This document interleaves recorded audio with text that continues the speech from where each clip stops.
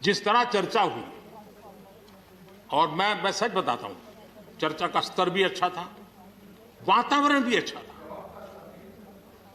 ये ठीक है कि इससे कितने लाभ होते हैं, मुझ पर भी कितना हमला हुआ, हर प्रकार से जो भी कहा जा सकता है कहा, लेकिन मुझे बहुत आनंद हुआ कि मैं कम से कम आपके काम तो आया। देखिए, आपके मन में एक तो कोरोना के कारण ज्यादा जाना आना होता नहीं होगा, फंसे रहते होंगे, और घर में भी खिचपिच चलती होगी। अब इतना गुस्सा यहां निकाल दिया तो आपका मन कितना हल्का हो गया, आप घर के अंदर कितनी खुशी चैन से समय बिताते होंगे। तो ये आनंद जो आपको मिला है, इसके लिए मैं काम आया, ये भी मैं अपना सौभाग्य मानता हूं, और मैं चाहूंगा ये आनंद लगातार लेते रहिए, चर्चा करते रहिए, लगातार चर्चा करते रहिए, सदन को जीवंत बनाते रखिए। मोदी है, मौका लीजिए। बहुत बहुत धन्यवाद। आगे बढ़े, और हम ये न भूलें कि कुछ लोग हमारे खास करके पंजाब के, खास करके सिख भाइयों के दिमाग में गलत चीजें भरने में लगे हैं। ये देश हर सिख के लिए गर्व करता है,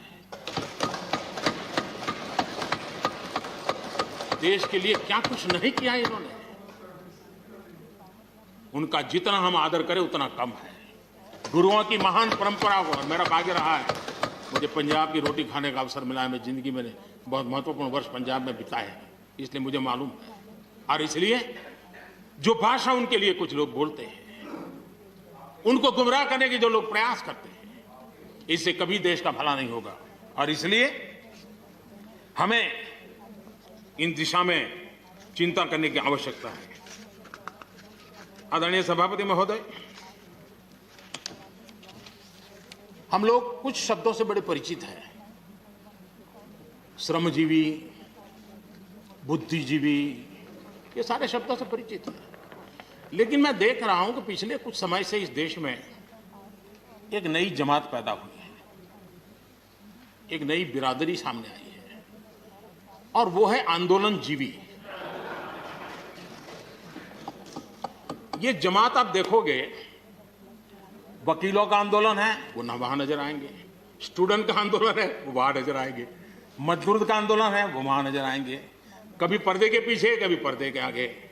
एक पूरी टोली है जी जो आंदोलनजीवी है, वो आंदोलन के बिना जी नहीं सकते हैं, और आंदोलन से जीने के लिए रास्ते खोजते रहते हैं। हमें ऐसे लोगों को पहचानना होगा कि वो जो सब जगह पे पहुंच करके और बड़ा आइडियोलॉजिकल स्टैंड दे देते हैं, गुमराह कर देते हैं, नए नए तरीके बता देते हैं।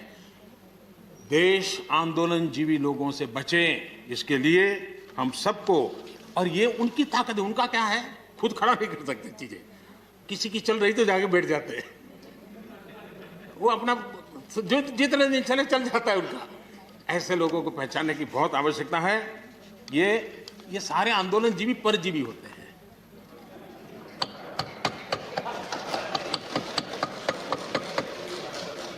और यहां पर सब लोगों को मेरी बात से आनंद इसलिए होगा कि आप जहां जहां सरकारें चलाते होंगे, आपको भी ऐसे परजीवी आंदोलनजीवियों का अनुभव होता हो। और इसलिए उसी प्रकार से एक नया मैं चीज देख रहा हूं, देश प्रगति कर रहा है, हम एफडीआई की बात कर रहे हैं, फॉरेन डायरेक्ट इन्वेस्टमेंट। लेकिन मैं देख रहा हूं इन दिनों एक नया एफडीआई मैदान में आया है। ये नए एफडीआई से देश को बचाना ही, एफडीआई चाहिए, फॉरेन डायरेक्ट इन्वेस्टमेंट। लेकिन ये जो नया एफडीआई नजर का आ रहा है, ये नए एफडीआई से जरूर बचना होगा। और ये नया एफडीआई है foreign destructive ideology, foreign destructive ideology. और इसलिए इस एफडीआई से देश को बचाने के लिए हमने और जागरूक रहने की जरूरत है।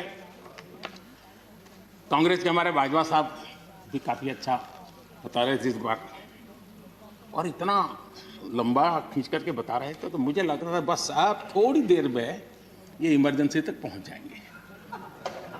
मुझे लग रहा था थोड़ी देर में, एक कदम बार बाकी है, वो 84 तक पहुंच जाएंगे, लेकिन वो वहां नहीं गए। खैर, कांग्रेस देश को बहुत निराश करती है, आपने भी निराश कर दिया।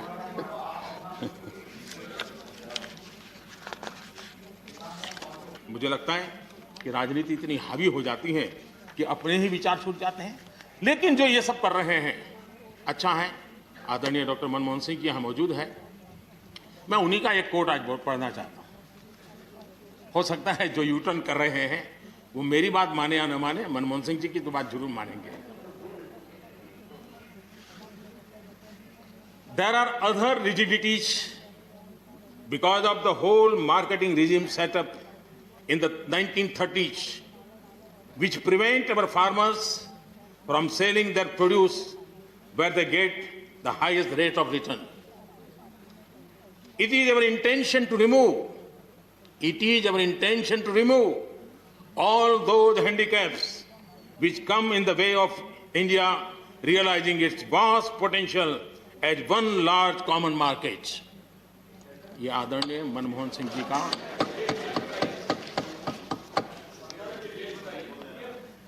आदरणीय मनमोहन सिंह जी ने किसान को उपज बेचने की आजादी दिलाने, भारत को एक कृषि बाजार दिलाने के संबंध में अपना इरादा व्यक्त किया था और वो काम हम कर रहे हैं।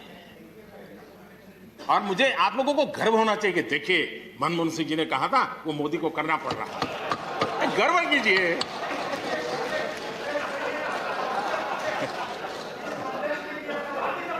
Please please. और मजा ये है कि जो लोग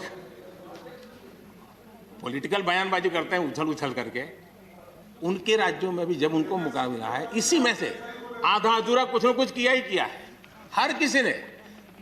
यहां जो विरोध में दल है उनकी भी जहां सरकारें हैं वहां आधा अधूरा कुछ न कुछ तो किया ही है, क्योंकि उनको भी मालूम है रास्ते का रास्ता तो यही है।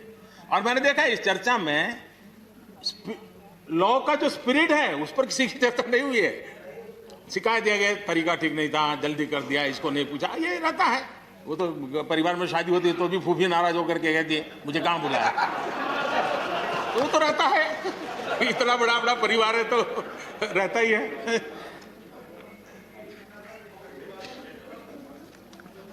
अच्छा सुनो, चैनल को सब्सक्राइब करो, उसके बाद घंटी बजा देना ताकि अगली वीडियो आपसे मिस ना हो पाए। Thank you.